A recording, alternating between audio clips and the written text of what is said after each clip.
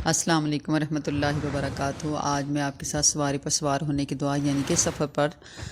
جاتے ہوئے جو دعا پڑھتے ہیں وہ میں آپ کو بتانے لگی ہوں کہ سنت کے مطابق آپ کوشش کریں کہ جب آپ سواری پر سوار ہونے لگیں یا اپنی گاڑی وغیرہ پر بیٹھیں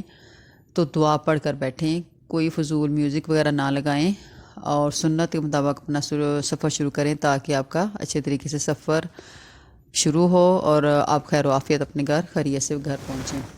تو سفر کی دعا ہے، سب سے پہلے آپ نے بسم اللہ پڑھنی ہے، پھر الحمدللہ کہنا ہے اور پھر دعا پڑھنی ہے سبحان الذی سخر لنا ھذا وما کنا لہ مقرنین وإنا الی ربنا لمنقلبون، جس کا ترجمہ یہ ہے کہ پاک ہے وہ ذات جس نے اس کو ہمارے لیے تابع کیا، ہمارے لیے مسخر کیا اور ہم از خود اس کو اپنے تابع نہ بنا سکتے تھے، اور بلا شبہ ہم اپنے رب ہی کی طرف لوٹ کر جانے والے ہیں۔ پھر 3 مرتبہ الحمدللہ کہیں اور پھر 3 بار اللہ اکبر کہیں۔ تو جب خدا نخواستہ اگر گاڑی کو ٹھوکر لگ جائے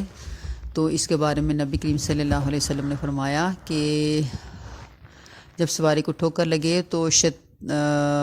آپ وسلم نے ایک دفعہ سواری پر سوار تھے تو ان کی سواری کو ٹھوکر لگی تو انہوں نے کہا کہ شیطان ہلاک ہو، تو نبی کریم صلی اللہ علیہ وسلم نے فرمایا کہ ایسے نہ کہو کہ شیطان برباد ہو، بلکہ کیونکہ شیطان اس طرح اپنی اکڑ سے گھر کے جتنا بڑا ہو جاتا ہے اور کہنے لگا کہ میری طاقت کے ساتھ ایسا ہوا ہے، بلکہ اس کے بجائے آپ لوگ کہو بسم اللہ۔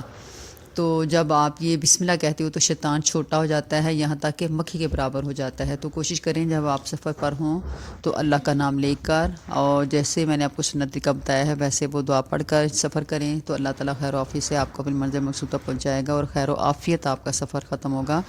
اور خیر و عافیت کے ساتھ آپ اپنی منزل مقصود تک پہنچیں گے۔